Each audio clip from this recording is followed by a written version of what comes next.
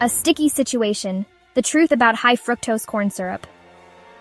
Welcome to our expose on a sweet poison lurking in our food supply, high-fructose corn syrup, or HFCS. You know it, you maybe love it. It's definitely in your pantry right now. But how well do you really it? Today we take a trip into the hidden dangers of America's sweetheart and uncover the truth behind this sugary menace. We'll look at where it came from, how it took over our diets, and what it might be doing to our bodies. Buckle up, it's going to get sticky.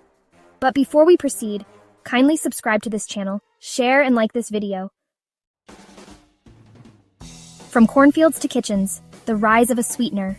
Our story begins innocently enough in the American heartland, where vast fields of corn stretch as far as the eye can see. Corn, that staple crop, the golden child of our agricultural system, has been a cornerstone of American farming for generations. But this isn't a story about honest-to-goodness corn on the cob, enjoyed at summer barbecues and family gatherings.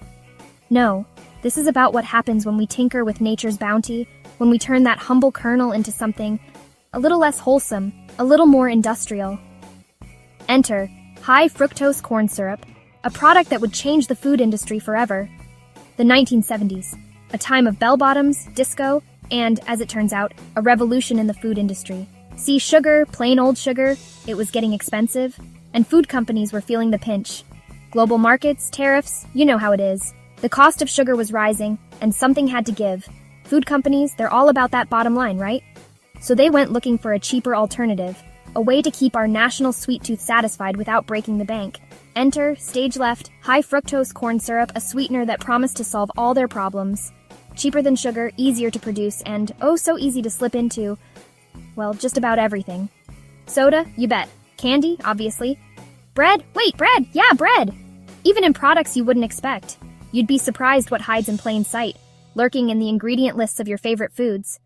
And the food industry, they embraced HFCS like a long-lost relative at a sugar-fueled family reunion, eager to capitalize on its benefits.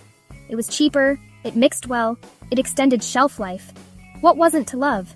It seemed like the perfect solution. From sodas to salad dressings, HFCS infiltrated our pantries, our diets, our very lives, becoming a ubiquitous presence. Now you might be thinking, so what? Sugar, corn syrup, it's all sweet, right? What's the big deal? Ah, my friend, if only it were that simple. The differences are more profound than you might imagine. Because here's the thing about HFCS. It's not just a different kind of sweet. It's a different kind of beast altogether, with unique properties and effects. Our bodies, they weren't designed for this kind of sugar rush, and the consequences have been far-reaching. A spoonful of trouble. The health impacts of HFCS. Alright, let's talk science, but in a way, even your great-aunt who still thinks aspartame is a government conspiracy can understand. High-fructose corn syrup, or HFCS, is a sweetener made from cornstarch that has been processed by glucose isomerase to convert some of its glucose into fructose. We've all heard the whispers about HFCS, the rumors that it's somehow worse than regular sugar. But what's the real story behind these whispers? But is it really the boogeyman of the sweetener world? Or just misunderstood? Let's dive deeper. Let's start with the basics. Understanding the fundamental components can help us see the bigger picture. Your body, it runs on sugar, specifically glucose. This simple sugar is essential for our daily functions. It's the fuel that keeps your cells humming, your brain firing, your dance moves, well, moving. Without glucose, our energy levels would plummet. Now glucose, it's a team player. It works harmoniously with our body's systems. Your body knows how to break it down, use it for energy, store it for later. This efficient process ensures we have energy reserves when needed. It's a beautiful, balanced system. Enter fructose. This is where things start to get interesting. Now, fructose is found naturally in fruits, which is great, because fruits are awesome. They provide a natural source of sweetness. But here's the thing, when you eat fruit, you're also getting fiber, vitamins, antioxidants, a whole entourage of nutrients that help your body process that fructose like a champ. This natural package makes a big difference. HFCS, on the other hand, it's like the fructose equivalent of a sugar rush. It's highly concentrated and lacks the beneficial nutrients found in whole fruits. It bypasses the usual metabolic pathways and heads straight to the liver. This direct route can overwhelm the liver. Now, your liver, it's a workhorse, but even it has its limits. Overloading it with fructose can lead to serious issues. Too much fructose all at once, and your liver starts churning out fat like it's going out of style. This can have long-term health consequences. And where does that fat go? Well, some of it gets stored in the liver itself, which can lead to a condition called non-alcoholic fatty liver disease. This condition is becoming increasingly common. Catchy name, right? But the real kicker is, it often doesn't have any symptoms until it's too late. This makes it a silent threat. The rest of that fat, it doesn't just disappear. It has to go somewhere. It goes into the bloodstream, contributing to high triglycerides, which are basically fats that clog up your arteries. This can lead to cardiovascular problems. And we all know clogged arteries are about as fun as a root canal, right? So, next time you reach for that sugary drink, think about what it's doing to your body. A global sweet tooth HFCS around the world. Now, you might think this is just an American problem, right? We love our sugary drinks, our processed foods, our supersized portions. But the truth is, the HFCS invasion is a global phenomenon. Think of it like this. Remember that friend who went backpacking through Europe and came back with a questionable tattoo and a newfound love for techno music? Well, globalization is kind of like that. Except instead of techno music, it's HFCS. And instead of a questionable tattoo, it's a worldwide spike in chronic diseases. As Western diets, and unfortunately Western eating habits, have spread across the globe, so too has our love affair with HFCS. Countries that once relied on traditional diets, rich in fruits, vegetables, and whole grains, are now facing an onslaught of processed foods, laden with, you guessed it, HFCS. Let's take a trip, shall we? Our first stop, Mexico. Now, Mexico has a long and rich culinary history, but in recent decades, the country has seen a dramatic increase in the consumption of sugary drinks, many of which are sweetened with, you guessed it, HFCS. And guess what else has increased? That's right, obesity and diabetes rates. Coincidence? I think not. Next stop, China. China, with its booming economy and rapidly growing middle class, has become a prime target for the global food industry. And what are they selling? Processed foods, fast food, and sugary drinks, all chock full of HFCS. The sweetheart deal government, society, and the HFCS industry. Now you might be wondering, how did we get here? How did this one ingredient infiltrate our food system so completely? It's a story of economics, politics, and a bit of human nature. Well, my friends, it's time to talk about the unholy trinity of HFCS government policies, societal norms, and of course the food industry itself.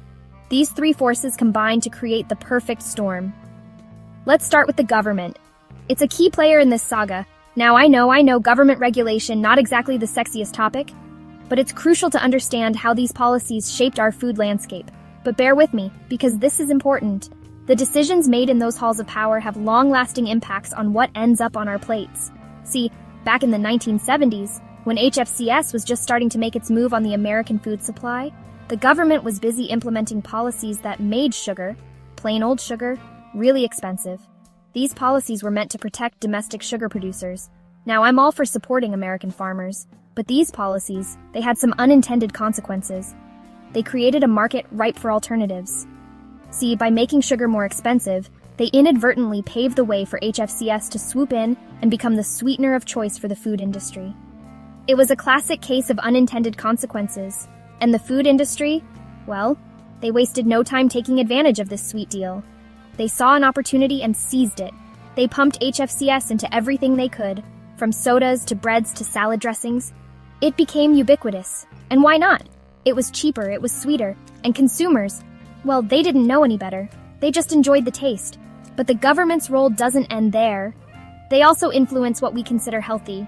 See, they also play a big role in shaping our dietary guidelines. These guidelines have a profound impact on public health.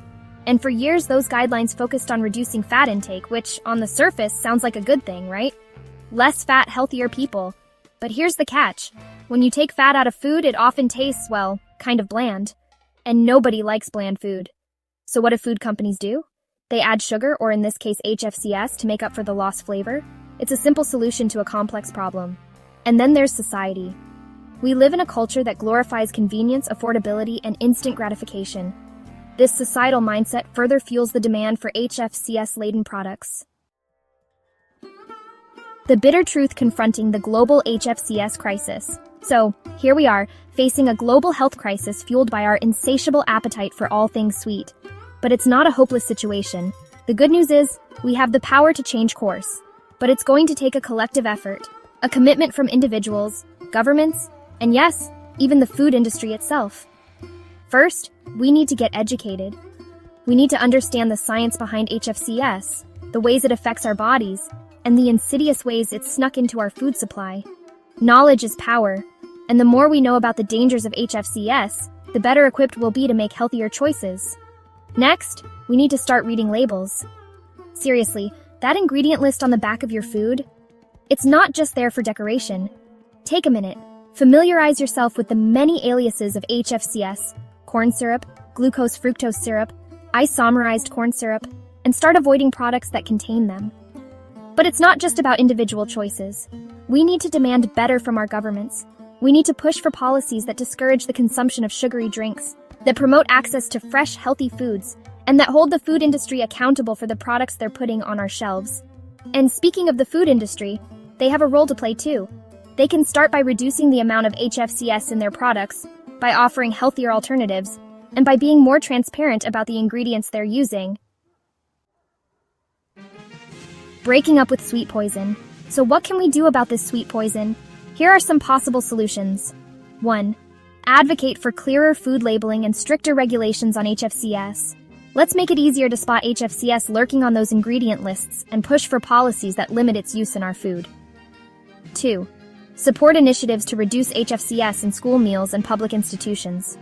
Our children deserve healthy meals that set them up for success, not sugary drinks and processed foods that fuel a lifetime of health problems. 3. Educate yourself and others about the dangers of HFCS and make healthier food choices. Knowledge is power, and sharing what you've learned can inspire others to make positive changes too. Remember, change starts with us. Let's take action today to protect our health and the health of future generations.